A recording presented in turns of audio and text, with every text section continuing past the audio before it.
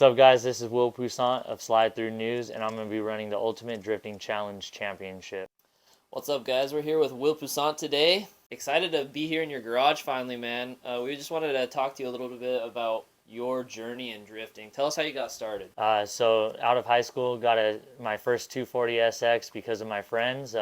Wanted to get into drifting because they were doing it, just like skateboarding. You got a style to it. Go have fun with your friends and get run time. You know, just trying to progress at something is always a plus. So you've been in it since high school then?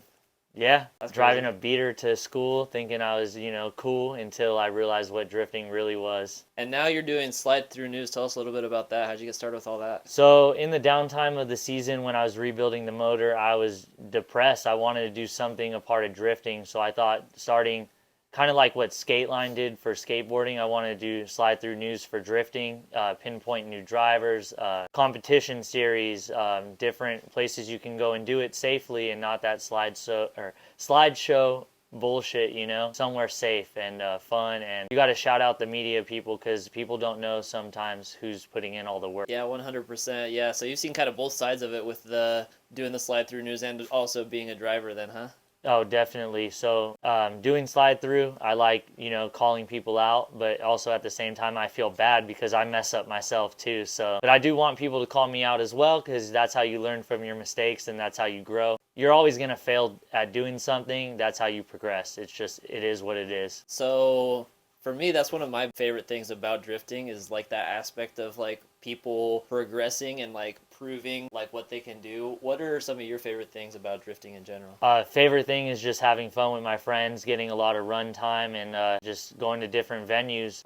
You never know who you're going to meet out at a different track, hanging with different crews at their shops. So just meeting new people and just, growing that fan base. So, Will, last year you judged for us in our last round. What was it that drew your attention from Ultimate Drifting Challenge? So, unlike other competition series, you're pretty much one and done. If you have a bad run, you're kicked out, you're sitting the rest of the day, and you're just drinking your life away because you're so upset. With Ultimate Drifting Challenge, you get to run all day. Your main opponent is your vehicle. How long can your tires last? Your engine management system, does it overheat? How many runs can you run? So it's just drive time. So that's what I want to do. I want to drive with my friends. I want to get better in tandem. So I feel like this is the best series to try to do that at. Yeah, the fact that you can do like 15 battles throughout a day is something that's equaling like a whole season of like FD or something like that in track time, right? It's insane. Like, you probably won't even have time to eat or grab a drink because you're just driving the whole day. I was judging the 215 series last year. I'll be judging that as well. And I saw Eric, just look at his progression last year. His tandems are so good. He gets to drive with Odie Bocce's now, and it's all because of the Ultimate Drifting Challenge. We're really just trying to set stuff up so that people can have the most amount of fun for the little barrier as possible. And so we're excited to have you be a part of that. Obviously, as a judge, we really appreciate you.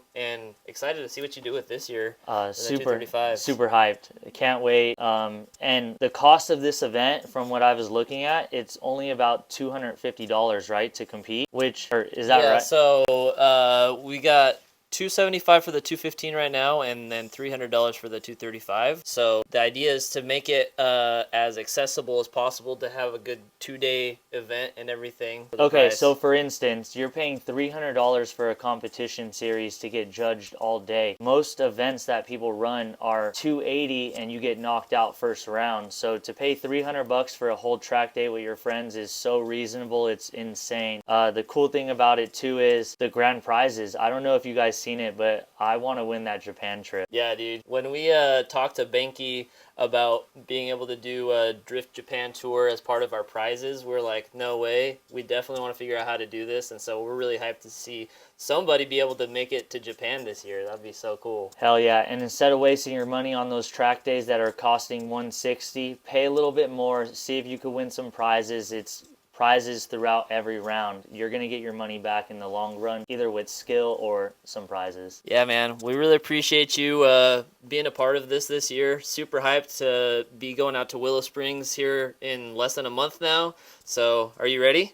I'm ready, and I can't believe that it's not just Apple Valley. All these other tracks are on board, so we're going to have different venues, different track layouts, different tire wear. It's going to be insane what the drivers you're going to see do. What track are you most excited to go to? I want to drive Willow Springs Horse Thief Mile. If we can run that venue, that's what I want to do. Okay, yeah, awesome, man. Well, once again, thank you so much. Excited to have you on board this year. Thanks for having me. You said you're running some spacers and everything. You're using like an angle kit. What kind of suspension setup you got going on? So I just have K-Sport coilovers, and then I have Forrest Wang's modded knuckles, which are a higher Ackerman knuckle for more angle, GK Tech tension rods in the front to allow clearance. They're slightly angled out so you can get more wheel angle instead of hitting all the time, and stock tie rods and offset rack spacers by GK Tech as well. So what wheel specs are you going to use this year?